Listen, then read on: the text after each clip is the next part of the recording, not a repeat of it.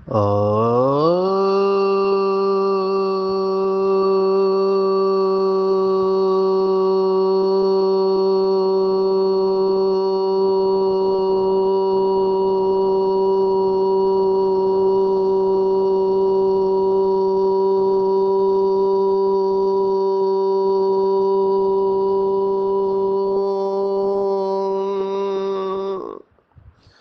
Shanti.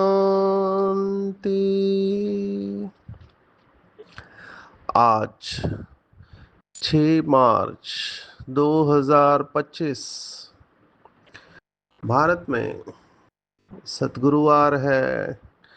Today is 6th March 2025 and it's Thursday in Bharat.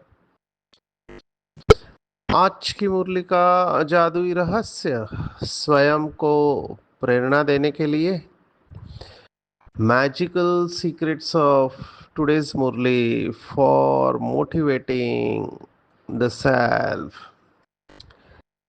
आज की मुरली में बाबा ने सूक्ष्म वतन का राज सुनाया है और अवस्था एकरस रखना है तो उपराम रहने को कहा है। उपराम या देखते हुए नहीं देखना एक बहुत अच्छा अभ्यास है। हम इसके गहराई में जाने वाले हैं और कैसे जब अवस्था एकरस रहती है तो ऑटोमेटिकली जो बाबा चाहता है कि सर्व खजानों से संपन्न और तृप्त आत्मा बने, वो हर कदम में पद्मों की कमाई जमा करने लगते हैं और कभी भी अपसेट नहीं होते, हमेशा नॉलेजफुल की सीट पर सेट रहते हैं। और सत्यता और सभ्यता की पॉइंट तो बहुत गहरी चल रही है। बाप समान क्या होता है ये बाबा के महावाक्यों से पता चलता है। तो बाबा के महावाक्यों में आज अथॉरिटी और बैलेंस की बात आई है। तो अथॉरिटी और नम्रता इन दोनों का बैलेंस हो जो बाबा की मुरली में दिखाई देता है तो हम भी बाबा को प्रत्यक्ष कर सकते हैं। हम इसकी गहराई में जाएंगे। विशेष आज जो बाबा ने कहा, देखो वही बात है बाबा का कहने का तरीका। जो अकाल मूर्त की बात आ रही है, अकाल तख्त की बात आ रही है। अभी अकाल तख्त ये जो शब्द है ये सिख धर्म का है। अकाल तख्त है कहते हैं, वो अमृतसर में अकाल तख्त है। बाबा ने कहा कि हर आत्मा का अकाल तख्त होता है और हम सब अकाल तख्त नशीन आत्मा है। एक बहुत सुंदर अभ्यास है। बाबा के महावाक्य बहुत प्रसिद्ध हुए यज्ञ में, अकाल तख्त नशीन सो परमात्मा दिल तख्त नशीन।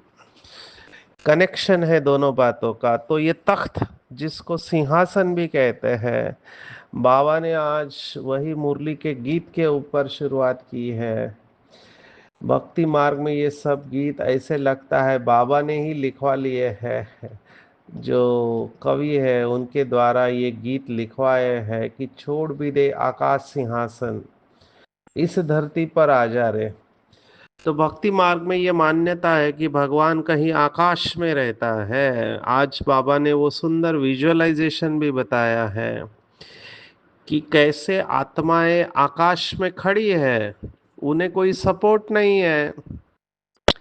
जैसे ये इतने बड़े बड़े गोले हैं, ग्रह है, जैसे पृथ्वी है, चांद है, सूर्य है, ये आकाश में लटके हुए हैं। इनको किसी ने सपोर्ट नहीं किया है। इस बात को इस 3 डायमेंशनल वर्ल्ड में आज की दुनिया में हमको समझना बहुत मुश्किल लगता है। थोड़ा हम स्पेस में जाएंगे, आकाश तत्व में जाएंगे, तब हम इसको महसूस कर सकते हैं। जैसे अभी आप जहाँ पर भी हो, कमरे में,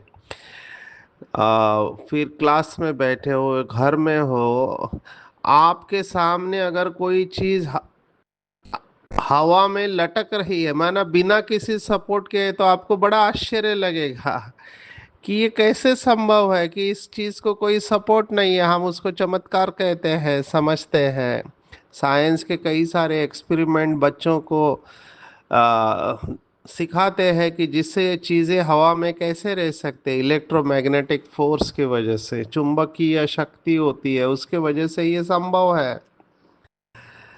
तो वही बात बाबा कह रहे, विजुअलाइज करें कि हम आत्माएं कैसे आकाश तत्व में खड़ी है। और जैसे हम देहबान में होते हैं, तो अभी मैं कुर्सी पर बैठ के आपको सुना रहा हूँ, तो मुझे पता है कि मैं बैठा हुआ हूँ, मैं हवा में नहीं हूँ, आकाश में नहीं हूँ। लेकिन ये बहुत सुंदर अनुभव है कि आत्मा परम धाम में आकाश तत्व में खड़ी है। एक्चुअली वो ब्रह्म महातत्व है जहाँ पे आत्मा चमक रही है, और उसको किसी ने सपोर्ट नहीं किया हुआ है। यही बात को हम बहुत अच्छा योग में कन्वर्ट कर सकते हैं। अपने आप को देखना है कि मैं परम धाम में, जैसे शिव बाबा है वैसे मैं भी चमक रही हूँ। तो आप तुरंत शरीर से डिटैच हो जाएंगे। फिर वहां से मैं अवतरित हुई हूँ, मेरा ये फेवरेट अभ्यास है। बहुत सुख का अनुभव होता है, डिटैचमेंट का अनुभव होता है कि परम धाम से मैं आत्मा अवतरित हुई हूँ। तो परम धाम से आप दो तरीके से आ सकते हैं, या तो सूक्ष्म वतन में आओ। ये सब बाबा के अव्यक्त मुरलियों में जो बाबा ने राज सुनाए हैं उसके आधार पर है। जैसे शिव बाबा परम धाम से आता है, ब्रह्मा तन का आधार लेकर नीचे दादी के तन में आता था। तो परम धाम से शिव बाबा आया, सूक्ष्म वतन में ब्रह्मा के तन में प्रवेश किया, और वो सूक्ष्म शरीर को लेकर फिर दादी के तन में प्रवेश किया। तो जैसे ये है ऐसे हमारा भी है। बाबा ने एक अव्यक्त मुरली में कहा था कि हर बच्चे का संपूर्ण स्वरूप सूक्ष्म वतन में है। हर बच्चे का बाबा ने कहा था, उसको हमको विजुअलाइज करना है, क्योंकि कल्प पहले हम बने हुए हैं। तो वो देखना है कि मेरा संपूर्ण स्वरूप सूक्ष्म वतन में है। आज बाबा ने ये सीक्रेट बताया है सूक्ष्म वतन का। बाबा ने आज स्पष्ट कहा है, पहले है सूक्ष्म, फिर है स्थूल। और बाबा ने आज कहा कि सबसे पहले बाबा सूक्ष्म वतन रचते हैं। अभी ये वाक्य को बहुत अच्छी तरह समझना है। रचयिता भगवान कैसे है, ये प्रश्न हमारे आदरणीय जगदीश भाई ने कुंज दादी को पूछा था। क्योंकि आत्मा ना तो क्रिएट की जा सकती ना डिस्ट्रॉय की जा सकती है, क्योंकि आत्मा अविनाशी है, तो रचा कैसे जाएगा, वो पहले से ही है। तब हमारे परम आदरणीय कुंज दादी ने जवाब दिया था कि रचयिता माना ऐसे नहीं कि वो हवा में तैयार करता है नई आत्मा, नहीं। रचयिता माना वो आत्मा पतित बनी है, उसको पावन बनाता है, पुरानी दुनिया को नई दुनिया बनाता है, ये है रचयिता। अब इस सूक्ष्म वतन में तो खेल चलता ही नहीं है, बाबा ने कहा। बाबा ने कहा पूरा खेल जो चलता है वो स्थूल वतन में है। तो सूक्ष्म वतन रचता है माना क्या? सूक्ष्म वतन यहाँ पर अभी पुराने से नए की बात कैसे हुई? तो सूक्ष्म वतन रचता है, इसका भाव हमको निकालना चाहिए। मैंने जो समझा है, मैं पहले आ, बाबा के महावाक्य पढ़ूंगा। बाबा ने कहा, हम असल में मूल वतन के रहवासी है, अभी हम वहां जाएंगे वाया सूक्ष्म वतन। बाबा सूक्ष्म वतन इस समय ही रचते हैं। पहले सूक्ष्म फिर स्थूल चाहिए। तो बाबा अभी रचते हैं माना क्या? क्या बाबा हवा में क्रिएट करते हैं सूक्ष्म वतन? क्या इसका मतलब ये हुआ कि पहले सूक्ष्म वतन नहीं था और बाबा ने अभी उसको क्रिएट किया है, अपने लिए क्रिएट किया है? बच्चों को साक्षात्कार कराने के लिए क्रिएट किया है। क्या है ये और ये कैसे होता है, इसका हर एक अपनी अपनी बुद्धि के अनुसार अर्थ निकालेगा। अगर हम ये मान के चले एक अर्थ कि सूक्ष्म वतन पहले से ही था और केवल ये तीन आत्माएं ब्रह्मा विष्णु और शंकर परम धाम से सूक्ष्म वतन में आकर ठहरती है, जो बाबा ने कई मुरली में कहा कि ये सूक्ष्म देवताएं हैं, इनको स्थूल शरीर नहीं है, इनको केवल लाइट का शरीर है। तो जब बाबा ये सूक्ष्म वतन रचता है, इसका मतलब ये तीन आत्माओं का पार्ट परम धाम से सूक्ष्म वतन में आके रुकने का चालू हो जाता है। क्या इसका ये अर्थ है, आप भी इसके ऊपर चिंतन करेंगे। पर मुझे यहाँ पर भगवत गीता का श्लोक याद आ रहा है। भगवत गीता में दूसरा अध्याय, जिसको हम बार बार याद कर रहे हैं, सांख्य योग, और बहुत सारी बाबा की बातें सांख्य योग के साथ जाती है। तो सांख्य योग में हमने ये श्लोक कई बार देखा है। आज जब बाबा ने ये शब्द इस्तेमाल किया, पहले सूक्ष्म फिर स्थूल, तब मुझे वो श्लोक याद आया। अव्यक्तादीनि भूतानि, 28th वर्ष है, 28वां श्लोक है दूसरे अध्याय में, 28th वर्ष ऑफ सेकेंड चैप्टर। अव्यक्तादीनि भूतानि व्यक्त मध्यानि भारत, अव्यक्त निधनान्येव तत्र का परिदेवना। माना जीव शुरू में अव्यक्त होते हैं, फिर मध्य में व्यक्त होते हैं, मृत्यु के उपरांत पुनः अव्यक्त हो जाते हैं। इस पर दुखी होने वाली क्या बात है। तो अव्यक्त से व्यक्त, हर चीज पहले अव्यक्त में होती है, माना सूक्ष्म होती है, फिर स्थूल में आ जाती है। इसको बहुत अच्छी तरह से समझना है। ये बहुत बड़ा प्रिंसिपल है। जो भी चीज हमें चाहिए पहले सूक्ष्म में क्रिएट करो, ये प्रिंसिपल है, दुनिया का प्रिंसिपल है। आजकल बहुत सारे वीडियो इसके ऊपर वायरल हो रहे हैं, किताबें भी लिखी गई है। क्रिएटिव विजुअलाइजेशन, एक शक्ति गैवान करके ऑथर है, वो इंटरनेशनल बेस्ट सेलर बनी, क्रिएटिव विजुअलाइजेशन की किताब है। बाबा के बच्चे भी बहुत सारा सुंदर सुंदर विजुअलाइजेशन करते हैं। मैनेजमेंट वालों ने मैनिफेस्टेशन के लिए, माना आपकी सभी इच्छा पूर्ण करने के लिए भी इसी प्रिंसिपल को यूज किया है कि पहले सूक्ष्म में, माना मन में आप क्रिएट करो। मन में जब आप क्रिएट करेंगे तब उसे स्थूल में आने में टाइम नहीं लगता है। अभी वो लोग कहते हैं आपको जो चीज चाहिए, आप मन में देखो कि आपको वो चीज मिल गई है, ऑलरेडी मिल गई है, और आप उसको यूज भी करना चालू करते हो। तो सूक्ष्म में जब आप उसको बार बार करेक्ट क्रिएट करेंगे, तब वो स्थूल में आ ही जाएगी। ये प्रिंसिपल है। तो समझो सूक्ष्म में हम कोई संकल्प करते हैं, बार बार बार बार लगातार संकल्प करते हैं, तो वो स्थूल में प्रत्यक्ष हो जाता है। तो क्यों ना हम सूक्ष्म में या मन के अंदर अपने संपूर्ण स्वरूप को देखें। अभी इसके ऊपर साइंटिफिक डेटा क्या है, तो साइंटिफिक डेटा अभी बहुत कुछ आ रहा है इसके ऊपर। एक स्टडी में बताया गया 17 सेकेंड जो होते हैं, 17 सेकेंड ये शब्द को पकड़ा है, क्योंकि 17 सेकेंड अगर आप किसी थॉट को लेकर चलते हैं तो वो मैनिफेस्ट होता है। अभी उन्होंने ये 17 कहाँ से निकाला मुझे नहीं पता, पर एक रिसर्च में ये बताया हुआ है 17 सेकेंड। तो 17 सेकेंड तक आप उस चित्र को या उस संकल्प को अपने मन के अंदर एकाग्र करके रखें। इसका मतलब 17 सेकेंड तक भी हम उस अवस्था में रह पाना आज के ज़माने में मुश्किल लग रहा है लोगों को। अटेंशन स्पैन ये मोबाइल के वजह से बहुत कम हो रहा है, लेकिन ये योगी बाबा के बच्चे इस अवस्था को प्राप्त कर लेते हैं।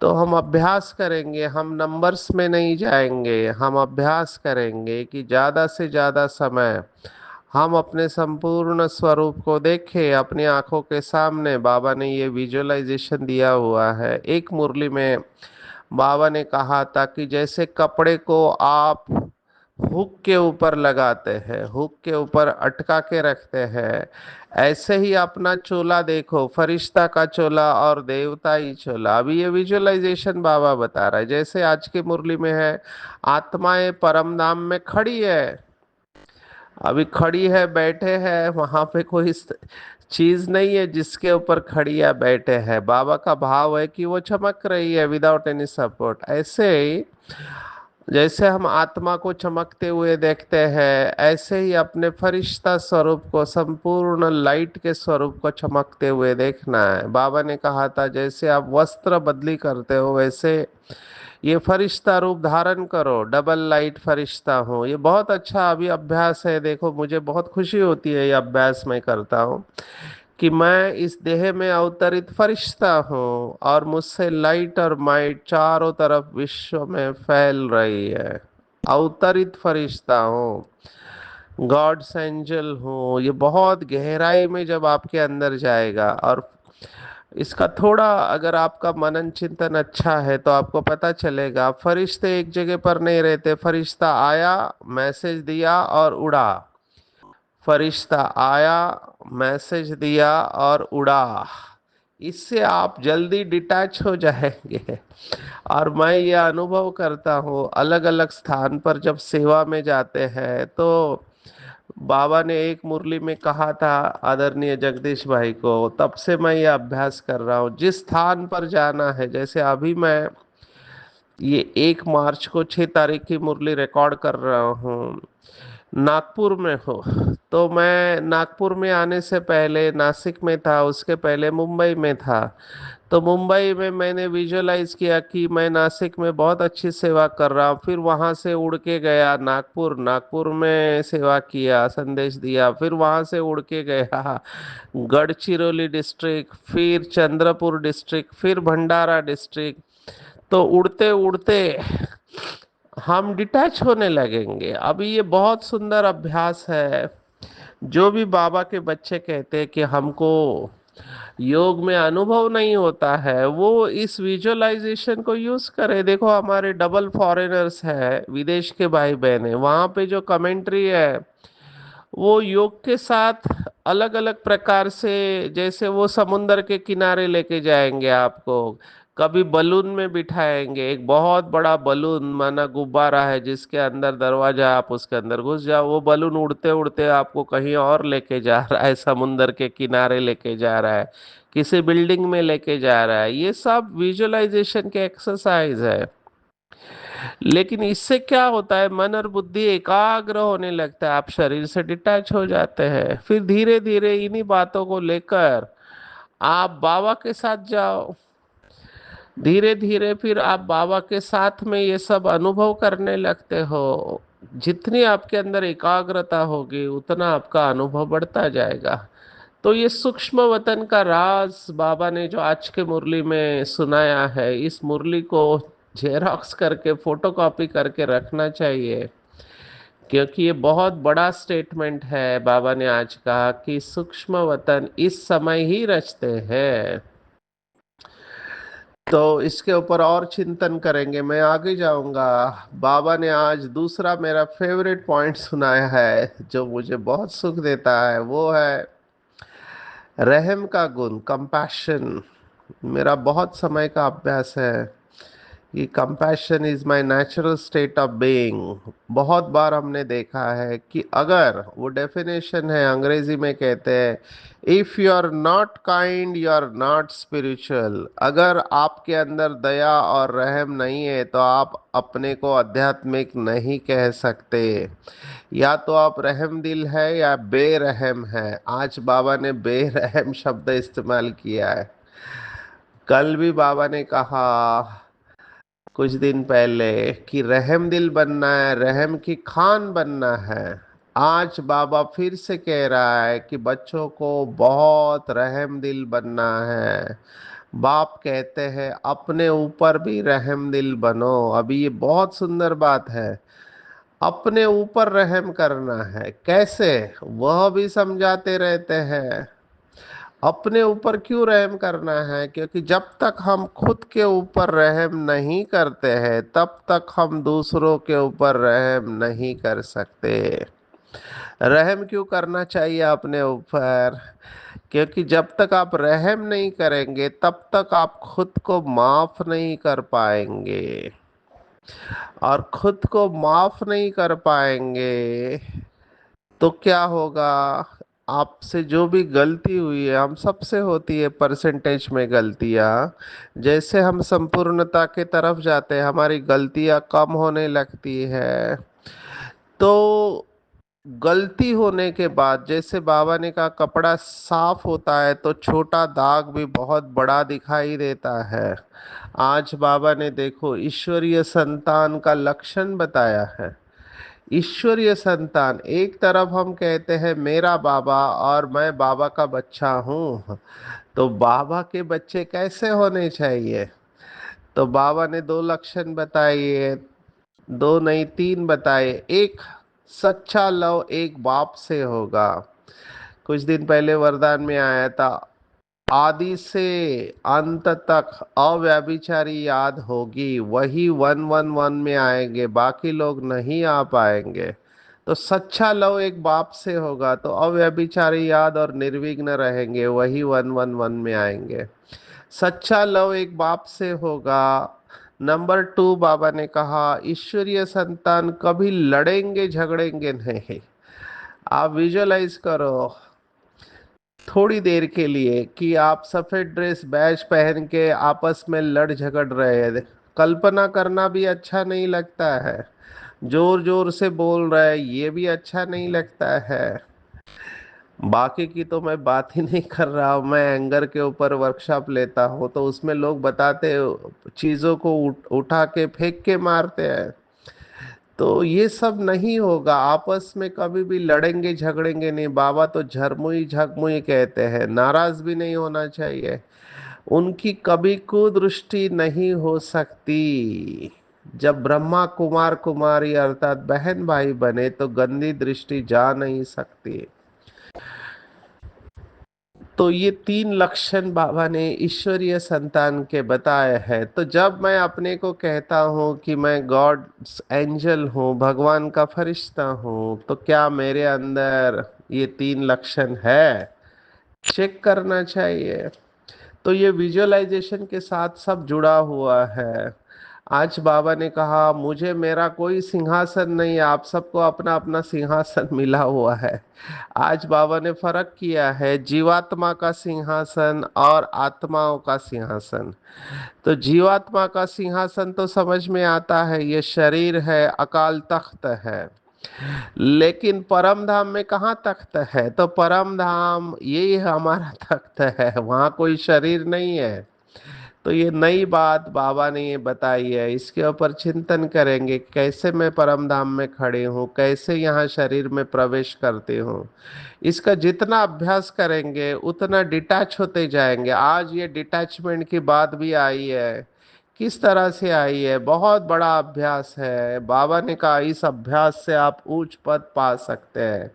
कौन सा अभ्यास? और ये नेचुरली आता है, इसके लिए अटेंशन विशेष नहीं रखना होता है। शुरुआत में हम रखते हैं, बाद में इसकी आदत हो जाती है कि देखते हुए नहीं देखना, देखते हुए नहीं देखना। ये अभ्यास शुरुआत में जैसे ही आपको वैराग्य होगा, जिन भी महान आत्माओं को वैराग्य आया है उनकी ये नेचुरल अवस्था रही है। ये सुखदेव के बारे में बताते हैं कि वो वैराग्य की मूर्ति थी, व्यास का पुत्र सुखदेव। उनका किसी के शरीर की तरफ ध्यान ही नहीं जाता था, क्योंकि वो अपने उपराम अवस्था में रहते थे। तो आज बाबा ने यही कहा है कि जिस फील्ड में, जिस दुनिया में आपको जाना ही नहीं है उसके तरफ देखते हुए भी नहीं देखना है। अभी कई लोग मुझे पूछते हैं ये कैसे संभव है, आंखें खुली है तो दिखाई तो देगा। मैंने कहा नहीं, जिस चीज में, जिस फील्ड में हमको जाना ही नहीं है वो बातें अंदर जाती ही नहीं है। आपने देखा होगा, अगर खाना खाते समय आपका ध्यान नहीं है, आपने मिर्ची खा लिया तो भी आपको पता नहीं चलेगा, क्योंकि आपका ध्यान कहीं और है। तो बहुत सारी बातें हैं जहां पर हम देखते हुए नहीं देखते, इसके ऊपर चिंतन करेंगे। जब आपको उस फील्ड में जाना ही नहीं है तो ध्यान जाएगा कैसे उधर? लेकिन ये अभ्यास धीरे धीरे बढ़ते जाएगा। आपको जब अंदर से महसूस होगा कि ये दुनिया रहने के लायक ही नहीं है, मुझे तो बस अभी बाबा के पास जाना है, ये बहुत पावरफुल पॉइंट है। बहुत पावरफुल पॉइंट है। इसका अभ्यास करना है कि चलते फिरते कैसे हम उपराम रह सकते हैं। बाबा ने इसका कनेक्शन देखो किसके साथ जोड़ा है। बाबा ने कहा, तुम बच्चों को अपनी अवस्था एकरस बनाने के लिए सब कुछ देखते हुए भी जैसे कि देखते ही नहीं है, ये अभ्यास करना है। अभ्यास, बार बार ये अभ्यास करना है। इसमें बुद्धि को एक रस रखना हिम्मत की बात है। और एक रस बहुत ऊंची अवस्था है। केवल एक शिव बाबा की याद में बुद्धि स्थिर हो। परफेक्ट होने में मेहनत लगती है, संपूर्ण बनने में टाइम चाहिए। परफेक्ट होने में मेहनत लगती है, संपूर्ण बनने में टाइम चाहिए। जब कर्मातीत अवस्था हो तब वह दृष्टि बैठे, तब तक कुछ न कुछ खींच होती रहेगी। तो बाबा ने ये भाव से बहुत बार कहा है। एक मुरली में कहा था कि कर्मेंद्रिया अंत तक चलायमान होती रहेगी। परसेंटेज, परसेंटेज में लास्ट में कर्मेंद्रिया स्थिर होती जाएगी। आज भी बाबा ने कहा कर्मातीत अवस्था हो तब वह दृष्टि बैठे, तब तक कुछ ना कुछ खींच होती रहेगी। माना पुरानी दुनिया, शरीर, इंद्रिया, ये सब खींचते रहेंगे। इसमें बिल्कुल उपराम होना पड़ता है। लाइन क्लियर चाहिए। देखते हुए जैसे तुम देखते ही नहीं हो, ऐसा अभ्यास जिसका होगा वही ऊंच पद पाएंगे। अभी वह अवस्था थोड़े ही है। तो ये मुझे बहुत अच्छा लगता है। चलते फिरते बुद्धि परम धाम में लटकी हुई हो। एक तो मैंने कहा अवतार होने का अभ्यास, अवतरित होने का, परम धाम से आए, सूक्ष्म वतन में फरिश्ता शरीर धारण किया, इस पुराने शरीर में आए, मैसेज दिया उड़ा, मैसेज दिया उड़ा, या चलते फिरते लाइट हाउस का अनुभव किया। ये चलते फिरते आप अभ्यास कर सकते हैं। एक बार आदत लग गई तो बहुत मजा आता है। स्वीट साइलेंस होम में जाना है, बस जाना है, जाना है, यही बुद्धि में याद रखना है कि मुझे अब घर जाना है।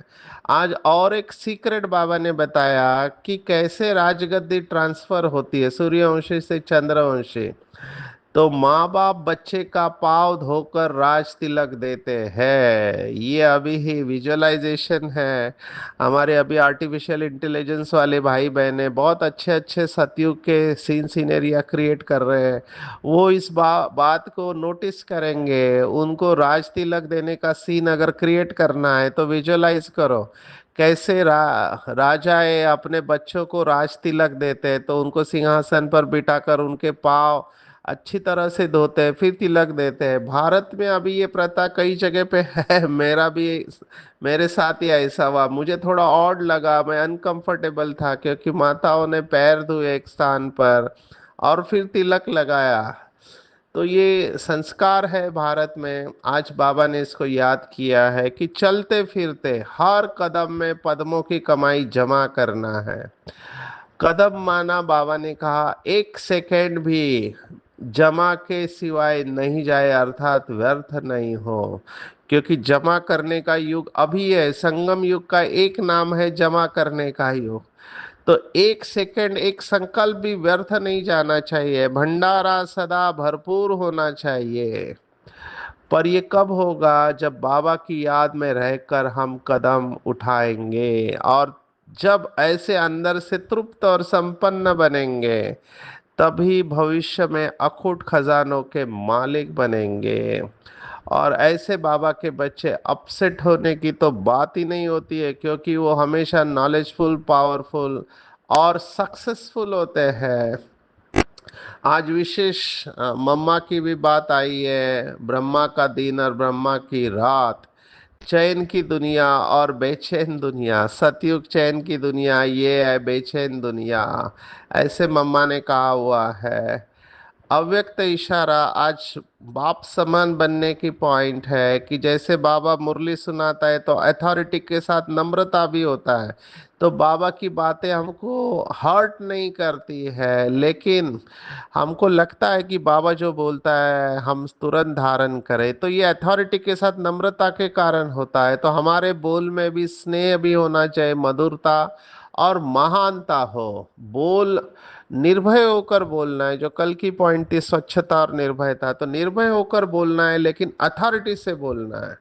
और बोल मर्यादा के अंदर हो, तभी कमाल दिखाई देगी और इससे बाबा प्रत्यक्ष होगा। आज की पूरी मुरली में टेक होम है, हम ईश्वरीय संतान हैं, तो आपस में लड़ झगड़ कैसे सकते हैं, कुदृष्टि जा कैसे सकती है, असंभव है। ईश्वरीय संतान सच्चा लव केवल एक बाप के साथ होगा। हम सबको सिंहासन मिला है तो अकाल तख्त नशीन बनना है, परम धाम में विजुअलाइज करना है कि कैसे आत्मा परम धाम में खड़ी है, अपने ऊपर रहम करना है, तभी दूसरों के ऊपर रहम कर पाएंगे। अपने को क्षमा करेंगे तो दूसरों को भी क्षमा करना इजी हो जाएगा। पतित बनने का ख्याल ही नहीं आना चाहिए। सदा चलते फिरते उपराम अवस्था का अभ्यास करना है, देखते हुए भी नहीं देखना है, तभी अवस्था एक रस रहेगी। हर कदम में पद्मों की कमाई जमा करने वाले संपन्न और तृप्त आत्मा होना है। अपसेट होने के बजाय नॉलेजफुल स्थिति से सेट होना है। बोल में स्नेह, मधुरता और महानता रखनी है।